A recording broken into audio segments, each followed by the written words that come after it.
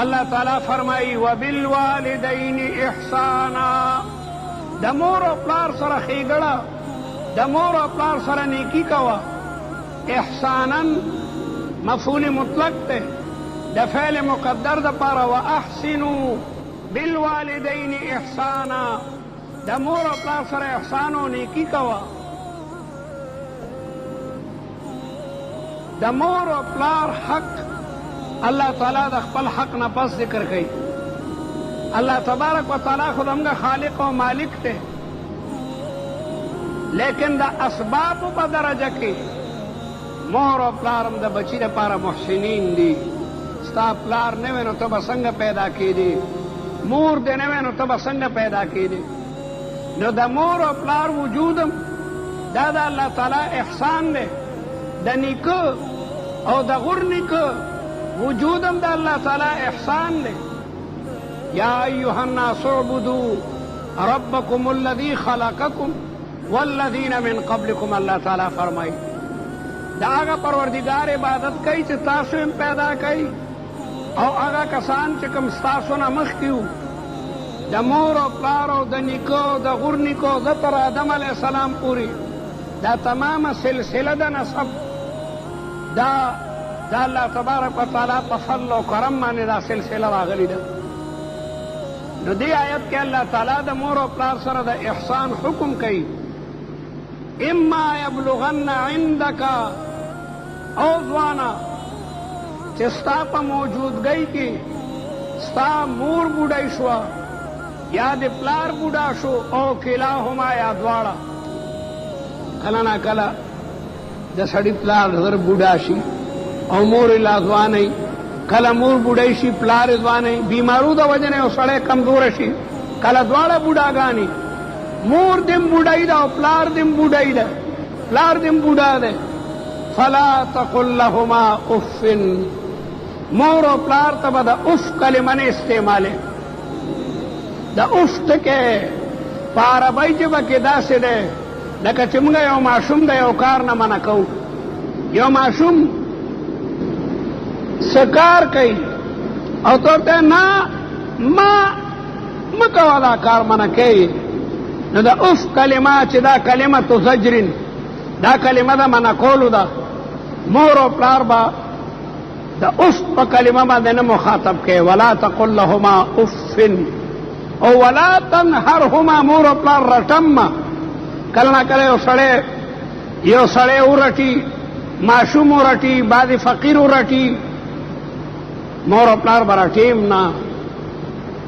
وقل لهما قولا کریما، مور او پلار ته به د ادب او د شرافت خبره کې قول کریم.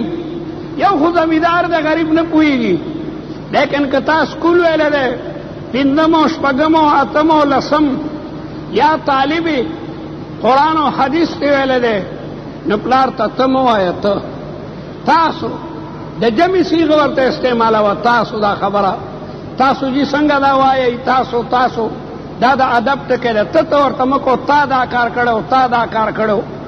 قول کریم دې ته وایي چې یو سړی ډېر د ادب او د احترام خبرې کوي. کتابونه لیکي چې مور او پلار سره به داسې د ادب خبرې کوي چې لکه یو مجرم چې په هغه باندې جرم ثابت دی او د یو زبردست جابر حاکم په مخ کې ولاړ دی، کلغونه دی خواخوا کوي، سر یې په توره وهي. نو چې یو سړی داسې حاکم جابر ته ولاړي چې د هغه په لاس کې توره یې که دی لغونه دی خواخوا کوي، مور او پلار ته به داسې په عاجزۍ باندې خبرې کوي. وقل لهما قولا کریما واخفض لهما جناح الذل من الرحمه، مور او پلار ته د رحمت ودرې خورې که. د انسان خو ودرې نشته، مطلب دا ده خپل جانب ورته نرم کا. درې ځله رسول الله مبارک امکا امکا امکا، د مور سره د مور سره د مور سره احسان وکړه. بیا په څلورم ځلې ورته ووایي چې د پلار سره احسان وکړه. کتابونه لیکي چې د مور حق دا د پلار نه زیات دی. پلار خو زوروري د دوی نه خپل حق په چوکه باندې مګشتی شي، کوتک پې راوچت کي، مور مذوب او غریبه ده. بل د مور حق ځکه زیات دی چې دا ماشوم لس میاشتې د مور په خېټه کې دننه و.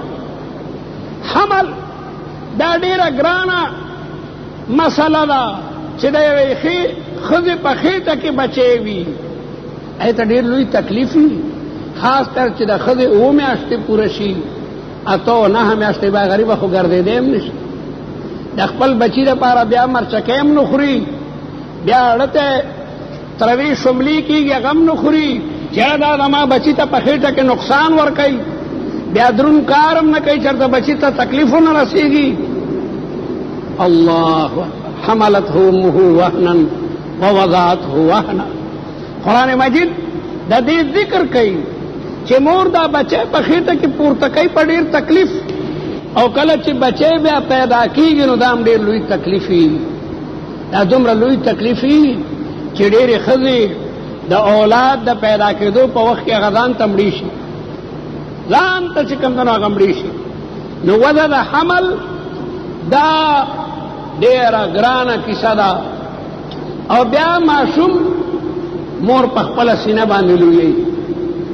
د ماشوم د وجې نه مرچکۍ نه خوري، د ماشوم د وجې نه بادګیر شی نه خوري. چې ماشوم ناجوړی نو ډاکټر ورته وایي وره دا دارو به استعمالې، هغه په پیو کې ماشوم ته بیا فایده ورکوي.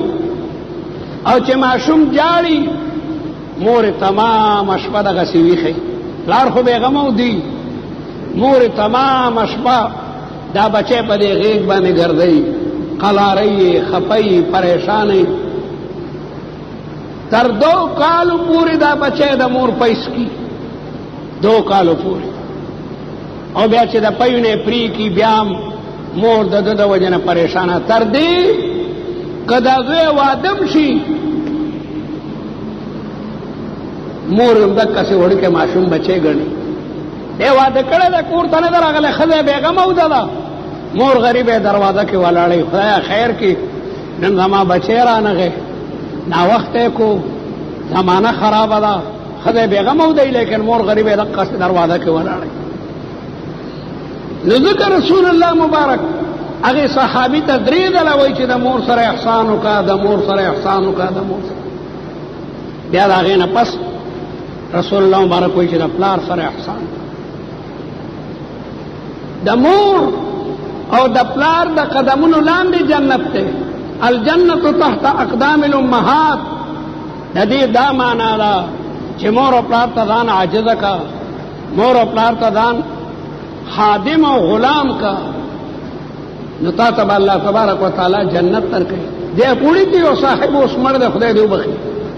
دې خانانو کې وو، ما ته ویل خو چې کور ته ورشم هر ماښام خپلې مور ته وایم چې مورې دا خپلې د ما په دې سر کې د ما په ځمکه پرېږدم او دا سر اره ته غوسه چې دون ته نه مورې ته جوړې ما نه خپه یې، هغه بیا دا خپه د ما په سر کېږدي نو زه خوشحاله شم. دې ته بچی وایي، دې ته بچی وایي چې یاره مور هغه دومره خوشحاله چې مورې دا قدم خو دې د ما په دې سر کېږده. ځکه الجنت تحت اقدام الامهات، هغه په دې ظاهر باندې باقاعده عمل کولو. نو داسې خلق الله تبارک وتعالی دنیا کې بیا معززه ساتي او آخرت کې معززه ساتي. ترغیب الترهیب دا علامه منذری کتاب دی او ډیر مفید کتاب دی، خاص کر طالبانو ته، کم کسان چې واعظ او ارشاد کوي، خطابت کوي. 4 جلد کې د ترغیب الترهیب علامه منذری او کسرا نقل کوي او په صحیح سند باندې را نقل کوي. یو لوی عالم وایي چې د ایران په وطن کې روانو ما، نیشاپور یو لوی ښار دی، امام مسلم هم د نیشاپورو په حدیثو کې چې کوم دا صحیح مسلم دی، دا امام مسلم د نیشاپور دی. په دې ایران کې په خراسان کې ډېر لوی محدثین او مفسرین پیدا شوي دي.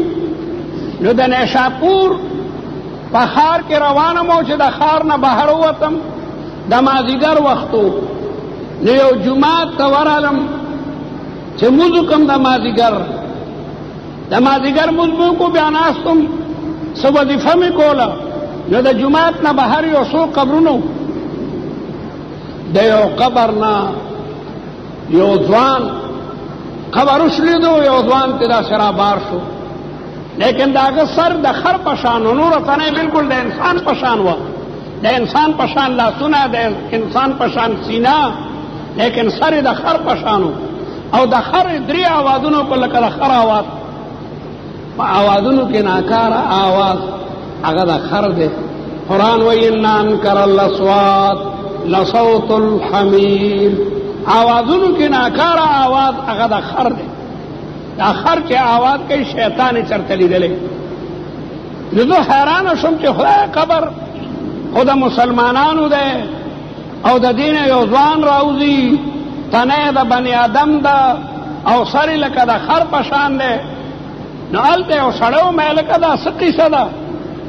دی ته مېلمه مې او دی خفه کېږم، د جومات ته به راغه بوډۍ نه ده ناسته، هغې نه که دې تپوس وکړو نو به درته پوره د ده بیان وکړي.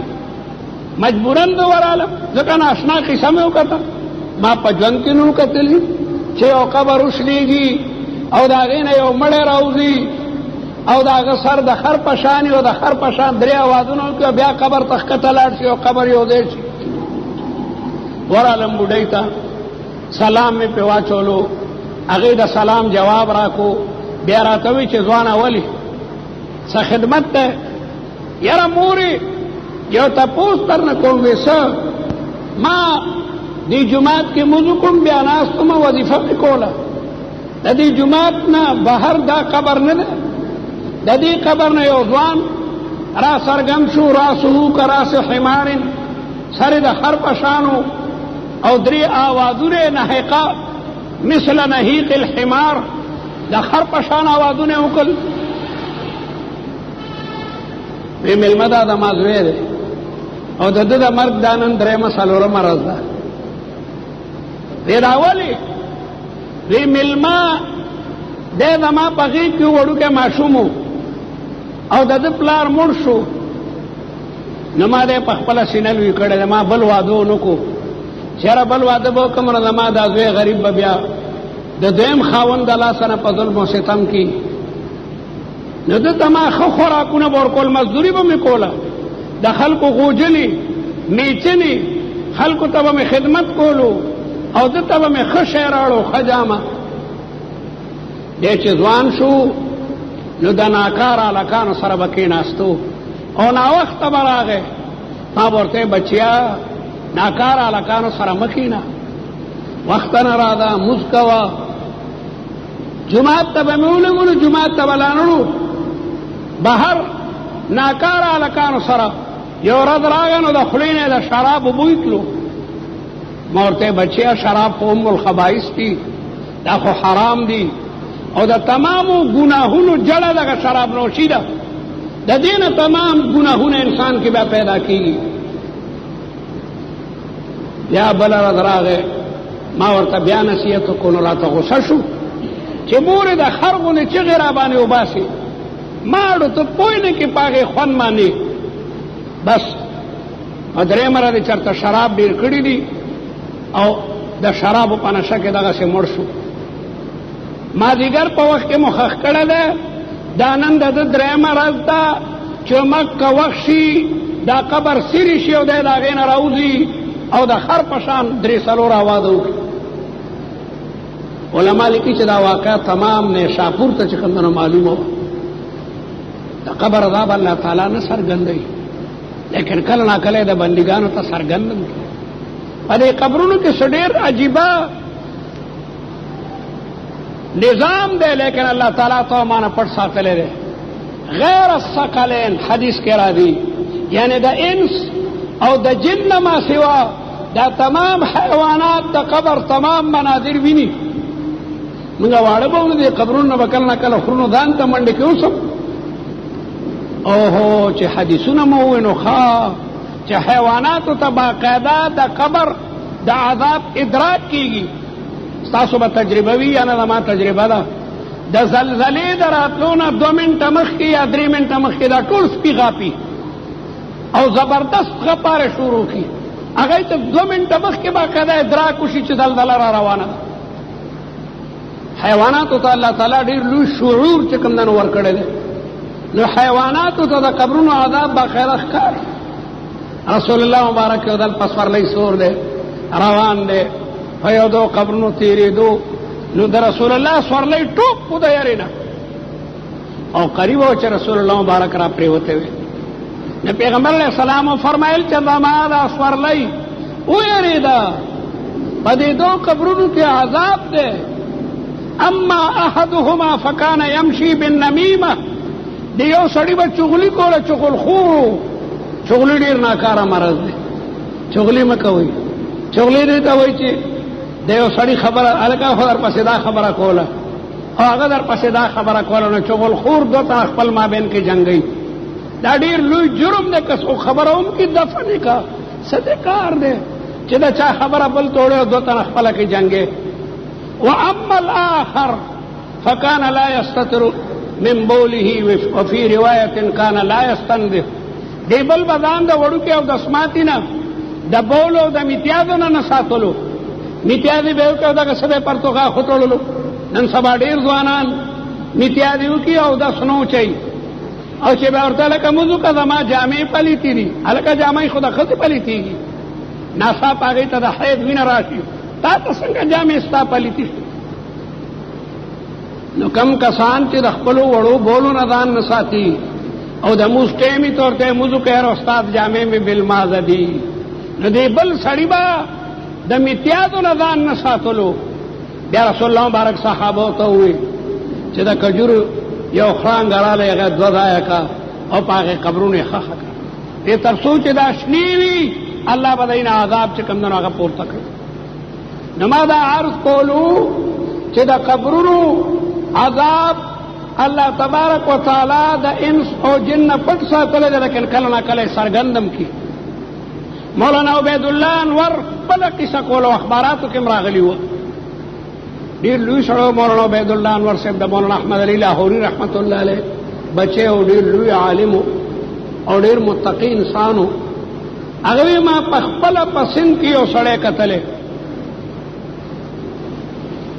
یو فقیر په سند کې ړوند و، هغه به ډېر پیسې جمع کولې، خلکو ورته ډېرې پیسې ورکولې او بیا به غرمه کې لاړو قبرستان ته. په سند کې ډېر لوی یو قبرستان و، هلته به لاړو څه ساعت بنو بیا به راغی او د شپې نه هم هغې قبرستان کې و. یو سړي ویله دا فقیر دی قبرستان کې څه کوي؟ نو یو سړی ورپسې پټ پټ لو دا ړوند سړی چې د غوږونو ډېر لوی طاقت دی، لرې دی نه کشاری اوري. نو باقاعده خپل ځای ته به چې ورغی نو ځان به یې غلی کړو چې کشاره شته و که نه، بې ما ځان لرې غلی کړ. دی لاړو او بیا لږ ساعت پس بیا راغی. نو زه ورغلم دی چې کوم ځای ته تللو، هلته یو شلېدلی قبر و، قبرونه باران ښکته کړی و. ورغلم هلته د ځان ته پیساله جوړه کړې وه او هلته کې منګي پراته وو، یو بل له پاسه لکه د منګو پوري یا د کټو پور به پخوا. نو ما برنی منګی چوکت په هغې کې شګه وه، هغې راوچت کت دویم کې کاڼي وو، درېیم کې لوټې وې، یو بل له پاسه دا منګي ښو. آخرنی منګی د پیسو د روپو او د زرو نه چې کوم نه ډکو کالي او څه څه پکې ټول مې څادر کې راواړو. د غلا پنې اپنا ما وی دې فقیر ته لږ تنبیه ورکومه. خیر فقیر چې بیا تله خیر او زکات جمع کړلی منګي د یو بل نه لرې کړل، دغه یو منګی لاندنی چې مطلب یې هغه ته شو، بس سړي پړو خوړه، ډېره لویه صدمه ورته ورسېده. نور کله به بازار کې سوال بولو اللہ کے سخی سے 10 روپیہ کا سوال ہے بابا، دا فقیران مکتلی او بیا وی ہائے میری دنیا لٹ گئی. دے نوی چې اللہ کے سخی سے 10 روپیہ خلکو یې ملنګ دی، آواز به بدل کړی، مخکې دا آواز کولو او نن بیا دا آواز چې ہائے میری دنیا لٹ گئی. همدغه سړی چې دا پیسې وړلې وي دی ورغی ورته سائیں جی آج آپ نے تو اپنا نعرہ تبدیل کیا ہے، کیا وجہ ہے؟ بس کلک کیوں نہیں بولوں، یہ میرا چور ہے کلک. اس خلق راجا مسو دے دے دما خلا کړی دا ځکه ما نه څوک هم تپوس نه کوي چې فقیره تا ناره بدله او درنه تپوس کو ته پته ده بس. هغه بیا اقرار وکړو چې او فقیره د غلا په نیت مې نه دی وړلې، هسې تنبیه مې لږه در کوله. خیر ټولې پیسې ورته راړې، لیکن فقیر ته دومره لویه صدمه رسېدلې وه چې په دوی مرض مړ شو. دا مالم ډېر خطرناک دی، خاص کر دا ملنګان ني دې سره ډېرې پیسې، دې ملنګانو ته پیسه ورنه کوي. دا ملنګان په بینکونو کې پیسې جمع کوي، پیسې فقیر ته ورکا، یتیم ته ورکا، مسکین ته ورکا، دی پې چرس کوي چرس. او دا تعاون د نوخار کې یو ملنګ کو تاسو ته یاد شي، دې کشتو پلونه به بهر ناستو ما ته یاد دي. هغه به وي خدایه کل عالم ته خیر کې، کل عالم ته خیر کې. دا دغه آواز کل عالم ته خیر کې خلکو پیسې ورکولې چې دی خو لګیا دی ټولې دنیا ته دعا کوي. چې بیا مړ شو نو خلک د نوخار په بینکونو کې په لکونو روپۍ راووتې، او بیا اخبارات ولیکل چې په بمبئی کې د هغه زوی ګل عالم د هغه بلا هلته کې مال او دولت او هغه دپاره یې جمع کولې.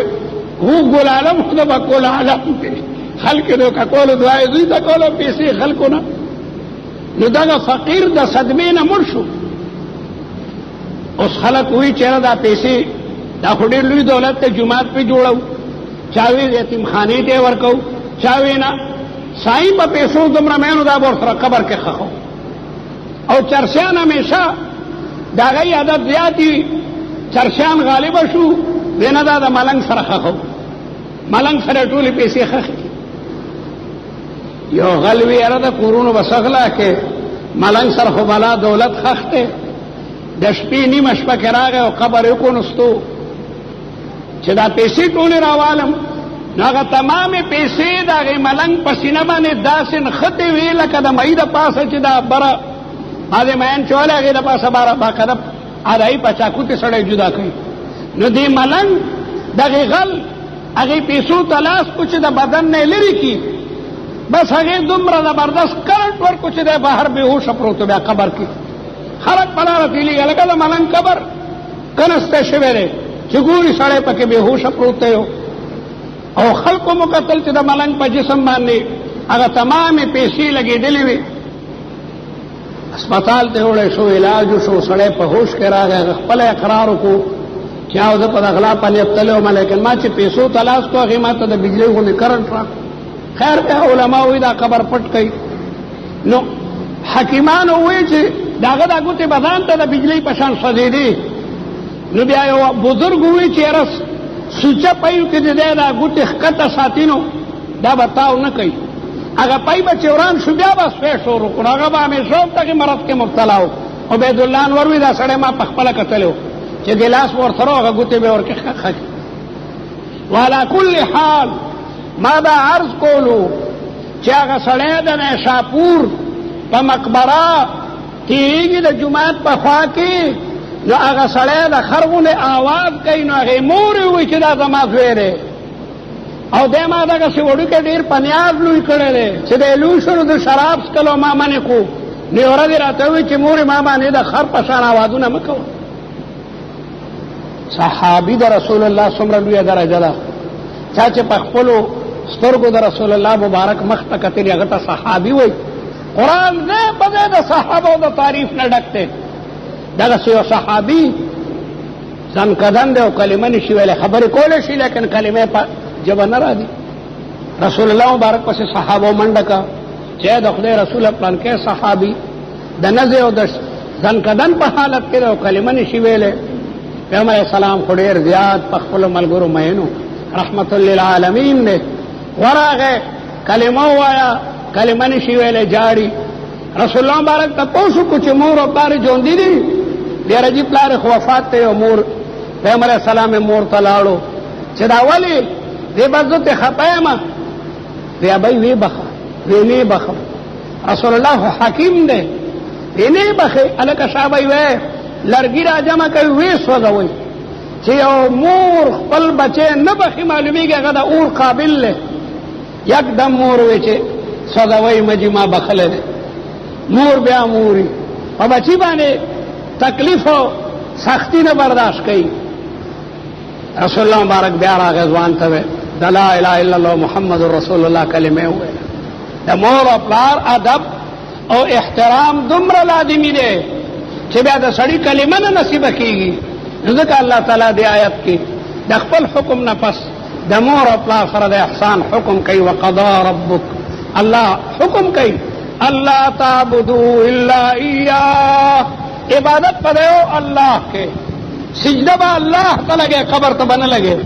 مالکی هذا بی بیدا میوی کم دینا را للی، قالت ہی من عند اللہ، دادا اللہ طرف نرا دی. پیغمبر پوشو چه دا دی کرامت تے، دا ولی دا لاسا چیو شیخ سرگن شیغی تا کرامت وی، او دا پیغمبر دا لاسا چی سرگن شیغی تا موجزہ وی. دا زکریا علیہ السلام لرا ڈک شو. عربی کہ وی الحدیث بالحدیث یذکر، باتوں سے بات یاد آ جاتی ہے. زکریا علیہ السلام سے قتل چھ اللہ تعالیٰ یوی بی بیتا بی موسم میں بھی ورکی. دا زکریا علیہ السلام اولاد نو بوڑا ہو او خزم بوڑائی ہو. اڑیرا ڈک شو. هنالک دعا زکریا ربہ، پدا دیکھی زکریا علیہ السلام ہم دخدینا سوالو کو چھے خدای اتا بی بی مریم تا بی موسم ہمیں ہوئی ورکینا دا ما موسم خم دا اولاد ندے دخو بوڑائیم او دا ما خزم بوڑائی دا. قرآن بل دے وئی کاف ہایا صاد ذکر رحمت ربک عبدہ زکریا اذ نادى ربه نداء خفيا قال رب إني وهن العظم مني. وهذا ما دك کمزوری ذکر علیہ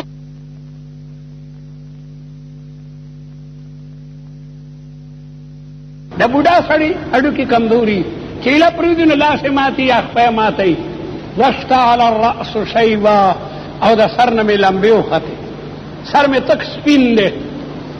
وإني خفت الموالي من ورائي وكانت امراتي عاقرا، خدم بوڑیدا و شنددا فهب لي من لدنك وليا.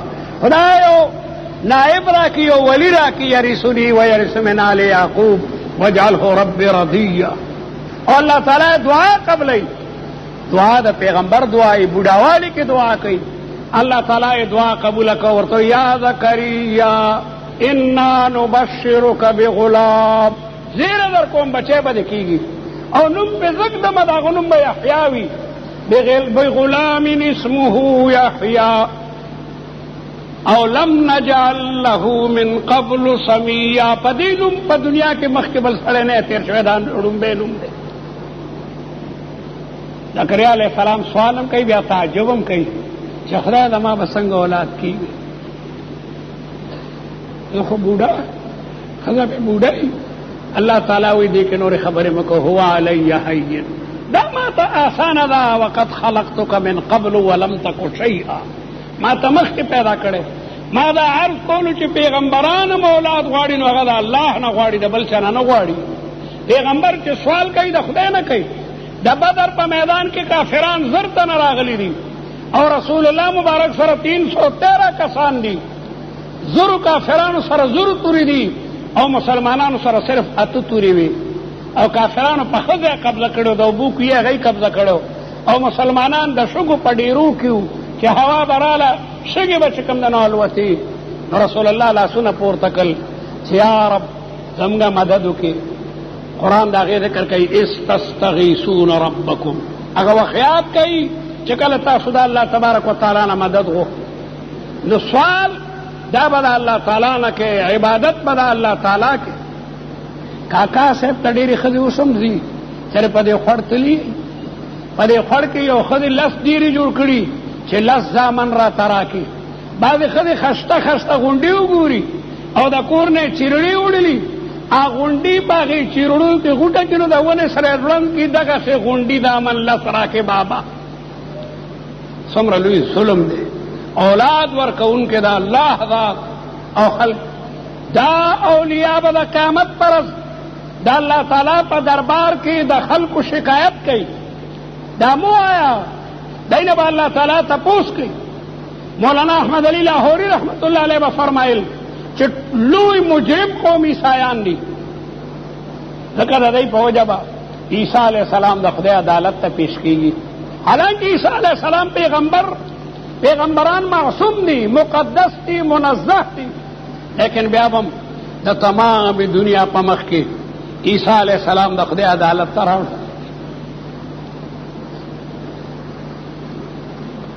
د یو عالم کچېرۍ ته تلل څه عیب نه دی. زمونږ شیخ مولانا عبدالحق رحمت الله علیه کې اسمبلی کې چولی دغه کې کچېرۍ کې خو عالم دی، لکه څه خبرې به فیصلې ته بچار، لیکن بدماشان خو به وایي چې لکه مولا صاحب څه کوي، ممکنه ده چېرته غلا به کړي. د خلکو وړونو کې دا وهم ضرور راځي چې کچېرۍ ته ولې راغلی. مولانا لاهوري به وایي چې عیسایان ډېر ناکاره قوم دی، ځکه عدالت کې به عیسی علیه السلام پیش شي او الله تعالی به علی رؤوس الاشهاد د تمام کائناتو په مخ کې د تپوس وکړي، اانت قلت للناس، او عیسی علیه السلام تا خلکو ته ویلو چې زما او زما د مور عبادت کوئ. عیسی علیه السلام به برات وکړي چې خدای تا ته تمام حالات معلوم دي. فلما توفیتنی، کله چې تا د اسمانونو ته براوخې ګولم، كنت انت الرقیب علیهم، تا ته د خپلو بندګانو حال معلوم دی. ما خو ستا د عبادت حکم به کولو چې لا اله الا الله، د یو الله عبادت کوئ، سوال لا الله نه کوئ. دغه اولیاو نه هم تپوس کېږي، کاکا صاحب علیه رحمت نه به تپوس کېږي، سید مهربان علی شاه رحمت الله علیه نه به تپوس کېږي، او شیخ اخوندین بابا نه به تپوس کېږي. تاسو دې خلکو ته ویلو چې راځئ قبرونو ته سجدې کوئ، د قبرونو کاڼي په ځان باندې مه گئ، د قبرونو جاروګانې په ځان باندې مه گئ، قبرونو ته نظر و نیاز ورکوئ. اولیاء الله به وایي چې خدایا موږ خو ستا توحید بیان کړی دی، موږ خو په منبر خلکو ته د لا اله الا الله کلمه وي، خلک مو د دې روانو چارو نه منع کولو، مونږ ته څه پته و خدای چې خلکو څه کړي دي. وعلى کل حال آیت وایي وقضا ربک الا تعبدوا الا ایاه، او بیا دویم حکم وبالوالدین احسانا، مور او پلار سره احسان او نیکی کوئ. اما یبلغن عندک، که ورسیږي تا سره ځوانه مور دی یا پلار دی بوډا شي یا دواړه بوډاګان شي، فلا تقل لهما اف ولا تنهرهما وقل لهما، ځوانانو چې د چا مور او پلار ژوندي دي غنیمت یې وګڼئ، څومره خدمت یې چې کولی شي نو خدمت یې کوه. چرې مور او پلار ته ستغه خبره مه کوه، هسې نه اور در باندې ونه لګي. اور دې کونډ کې کنال پوره کې یوې کونډې ښځې دغسې زوی په نیاز لوی کړی و، نو یو ورځ هغه ظالم ولګېد، مور یې وواله، بوډۍ مور یې وه، هغه جهانګیري ته لاړه، جهانګیري کې خور وه، خور ته یې وژړل چې زوی والي، ویې تا ته څوک وایي راځه مونږ کره اوسېږه. مور چې کله واله نو د هغې د خولې نه دا خیره ووته چې خدای دې چینجي د سر نه چې کمدنه توی کړه.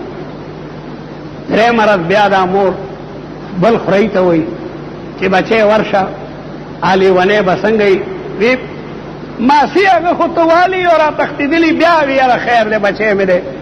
چې دی ورغی نو دروازه دننه بنده وه، ده تپوس وکړو یاره دا خو 3 ورځو راسې بنده ده، په دیوال واوړېدو نو مړ پروت و، باقاعده چینجي د ښکته د سر نه چې کمدنو هغه تویېدل. د مور او پلار دا باقاعده لګي. جریج ډېر لوی ولی الله، د تورات عالم، د کلي نه بهرې خاص یو ځای جوړ کړی و، هغې کې به تمام ورځ عبادت کولو، د شپې به تلاوت او عبادت. یو ځل ورته مور راله، د لرې دی نه ورته آواز کوي یا جریج. جریج په نفلو باندې ولاړ دی، یاره دا نفل پوره کړمه، نو چې نفل یې پوره کړو مور یې بیا نه وه، یاره یو 2 رکعته نفل به نور وکړم. بیا مور راځي، بیا دی په نفل 3م ځل، نو مور یې غوسه شوه، وی جریجه خدای درته د زناکارو ښځو مخ وښیه، بس دومره یې وویل. دا ډېره سخته خیره ده، خدای درته د زناکارو ښځو مخ وښیه. قدرت څه کول چې یو بدماشه ښځه په لاره تېرېده، بر او ښته چېرې دا کوټه د چا ده، چې ویې کتو یو سړی دی سور سپین عبادت کې، هغه سره ونښته چې ما سره مخ تور که، ما سره بدفعلي وکړه. دی خو لوی ولي و اتق الله یا امت الله، او د خدای بندې د خدای نه ویرېږه، دا څه کوې؟ هغې ښځې وس وکړو، لیکن خدای دی بچ کړو.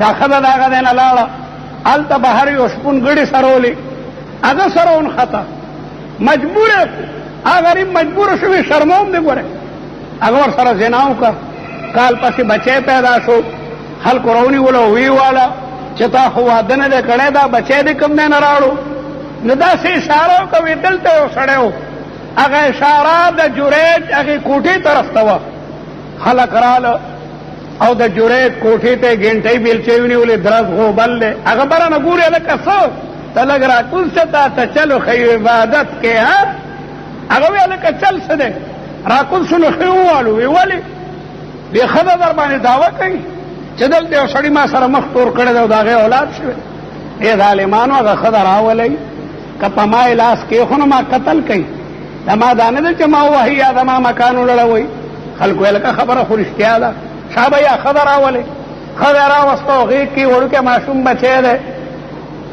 جریج د هغې ماشوم په سر لاس کېښودو چې یا بابوس ای بچیا بابوس هغې لغت کې بچي ته وایي وایه پلار دې څوک دی هغه وی زما پلار پلانکی شپون دی خلک د جریج په خپو پرېوتو چې مه خفه کېږه مونږ غلط شوي یو ځکه دې ښځې دې طرف ته اشاره کړې وه ستا دا مکان به مونږ د دې نه عمده جوړ کړو خفه کېږه مه ځکه یې ته پته ولګېده چې ولي دی د ماشوم په سر لاس دی هغه د خپل پلار د دورو د ماشوم هغه ته الله تعالی ګویایي ورکوي وی نه ده ستاسو وجه نه ده ما ته مکان مه جوړوئ دا ما ته یو دل مور خیره کړې وه په نفلو ولاړو مور راته آواز وکړو بیا چې ما نفل وکړ نو مور مې نه وه بیا مې یو 2 رکعاته نفل کولو بیا آخر کې زما د مور د خولې نه دا خیره وتي وه چې جوریجه خدای درته د دې ناکارو مخ وښیه د هغې وجې نه مسله ده چې ته په نفلو ولاړې او مور درته آواز وکړو نفل مات کا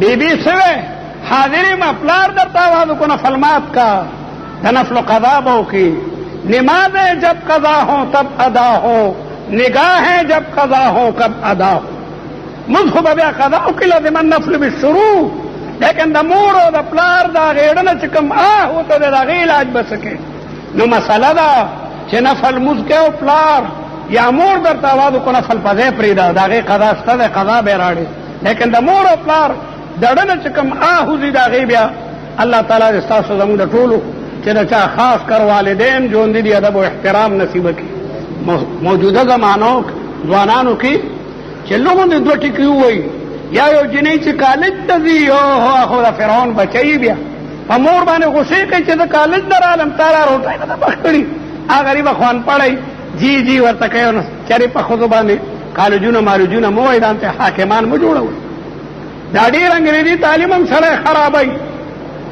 قاری طیب سے خپل تقریر کې وایي چې یو لوی سړي په خپلو زامنو باندې انګلینډ کې تعلیمو کو سجادار او هغه خرڅ کو هغه ډېر لوی افسران شو د یو دل دا پلار مشري دوی ته وایي تا کار داسې پکار دی بچیا اور ته ابو آپ پاگل نہیں ہے زوی انگریزی خوان پلار ته وایي ہاں بیٹا میں پاگل نہ ہوتا تو میں تم پر تعلیم نہ کرتا واقعی میں پاگل ہوں میں اگر تمہیں زمینداری میں رکھتا تو تم آج میرے قدموں کو چومتے میں نے ساری جائیداد ختم کر کے تم کو تعلیم دلوائی اسی لیے میں پاگل ہوں تا انگریزی ویلی مور او پلار ته پاگل مو آیا مور او پلار د برکته ته دې ځای ته رسېدلې نو او د چا والدین چې مړه دي او تا د هغې ادب نه ده کړی اوس به څه کې اوس خیرات کوه نو ثواب یې هغوی ته بخ فقیر ته ډوډۍ ورکړه خدای دې ثواب زما مور او پلار ته ورسوه